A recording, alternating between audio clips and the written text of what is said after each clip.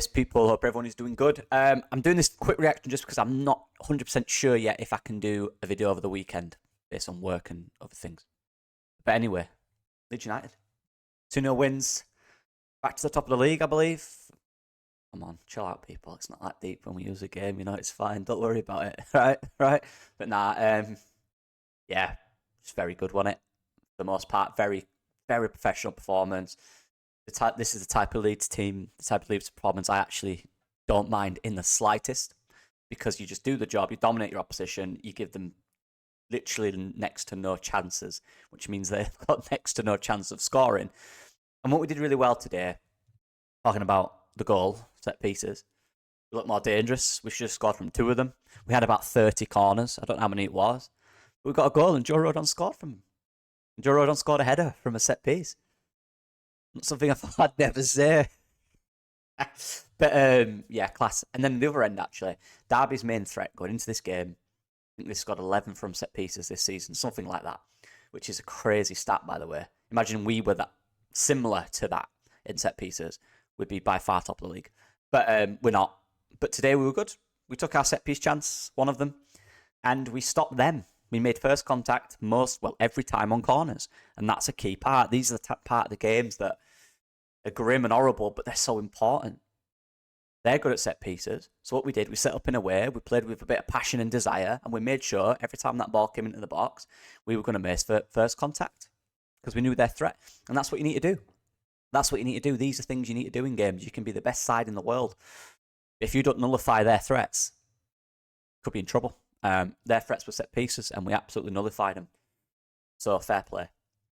Look, in terms of individual performances, I mean, Joe Rothwell.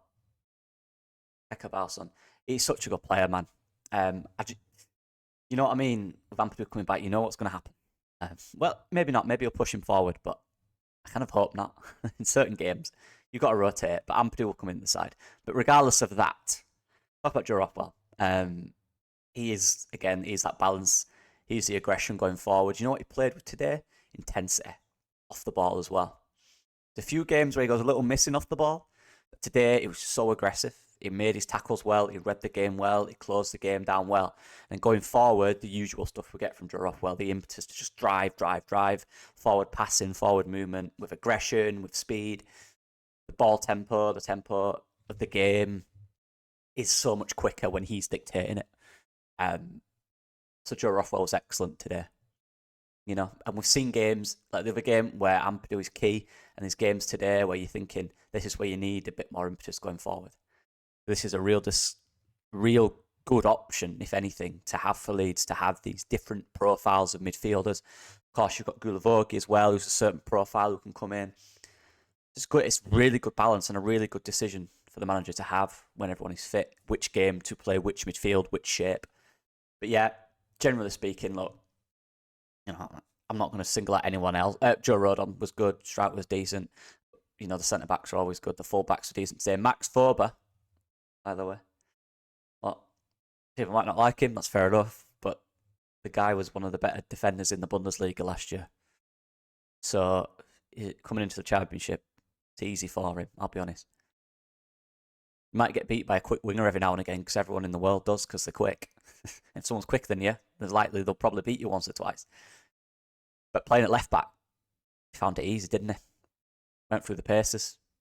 And like I said, this guy played in the Bundesliga almost every game last season and was one of the better players in the Bundesliga. You've got to take that into account. We're in a Championship now. It's a completely different level to what he was playing at. And he came in, Firpo injured, which is annoying. But he came in, did the job really well. He'll be a bigger struggle against Borough. That's where he played last game, remember? Where he struggled, I believe it was. So that'll be a tough one. That'll be a tough test because they've got some quick, direct players and they go for it. They pressure areas. They play in transition. So that one's going to be tough.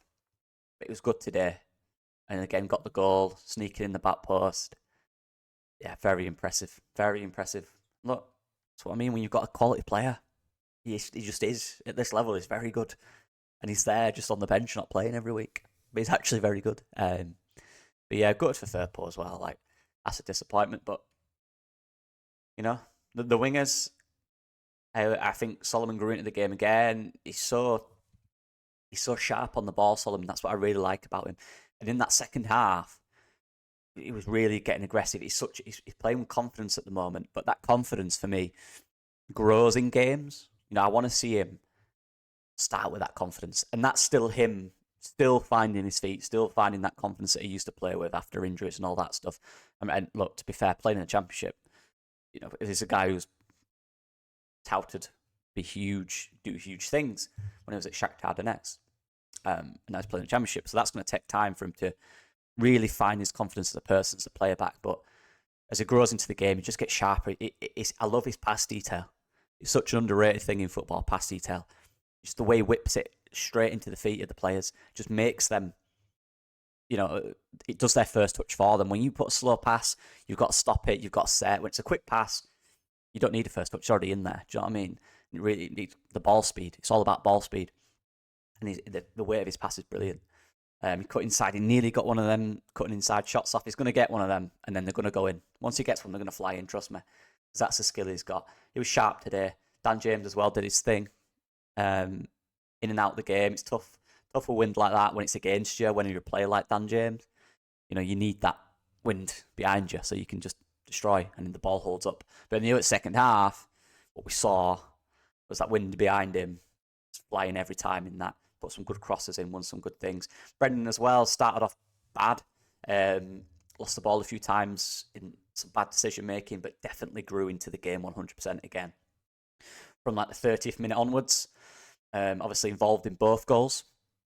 From the 30th minute onwards, he was a lot more relaxed in the game, settled into it, made better decisions. In the second half, he made very good decisions as well. So bad first maybe 25, 30 minutes, but after that, he looked very good. A bit of mix there, but again, key to the team.